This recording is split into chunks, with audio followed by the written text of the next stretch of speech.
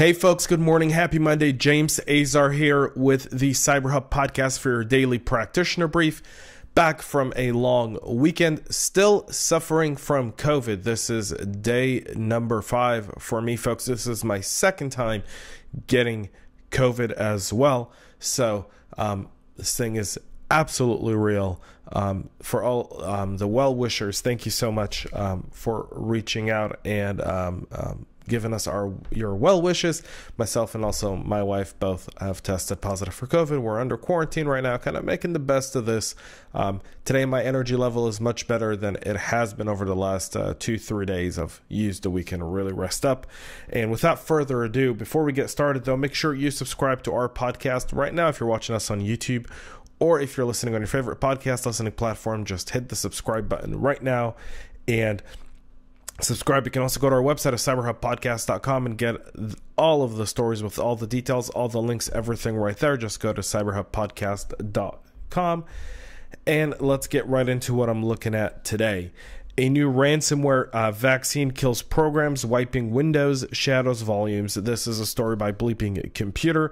A new ransomware vaccine program has been created that terminates processes that try to delete volume shadow copies using Microsoft VSS admin.exe program. Everyday Windows will create backups of your systems and data files and store them in shadow volume copy snapshots. These snapshots can then be used to recover files if they are mistakenly changed or deleted.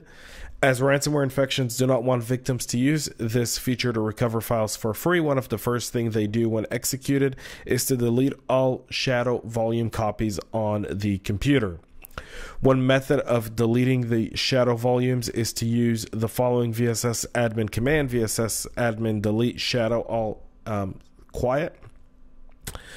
This weekend, security researchers released the ransomware vaccine that will monitor for the deletion of shadow volume copies using the VSS admin.exe command. The Racin works by registering the Racin exe executable as a debugger for VSS admin using the image file executable option Windows registry key.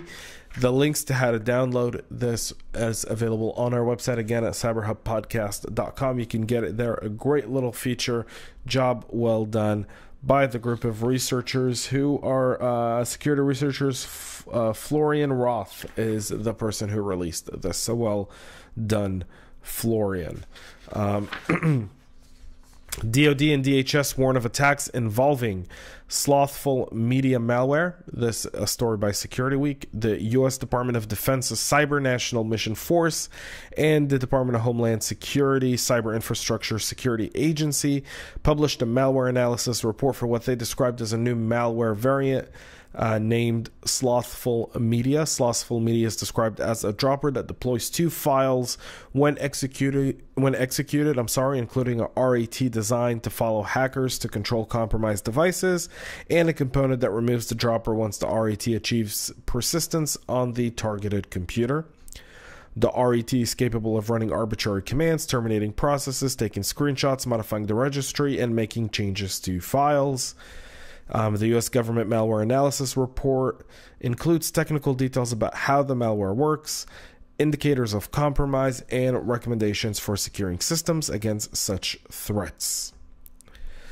A sample of the malware was also made available on VirusTotal by U.S. Cyber Command. It also started... A majority of the samples shared by U.S. Cybercom have been linked to North Korea, and some have been attributed to Russia and Iran, and this summer it also started sharing Chinese samples. Again, all those links are available on our website. And our third and final story for today is Visa warning of an attack involving a mix of point-of-sale malware. A North American merchant's point-of-sale terminals were infected with a mix of point-of-sale malware earlier this year, according to Visa.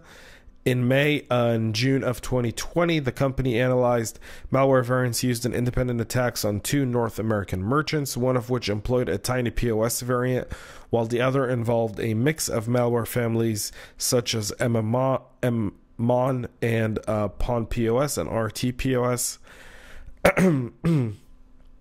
As part of the first attack, phishing emails were sent to North American hospitality merchants, employees to compromise user accounts, including an administrator account, and legitimate administrative tools were used to access the cardholder data environment within the network. Then they deployed a tiny POS memory scraper to gather Track 1 and Track 2 payment card data and leverage a batch script to deploy the malware en masse across the network. In addition to harvesting card data and preparing it for exfil, the malware can enumerate processes running on the systems to identify those pertaining to specific POS machines.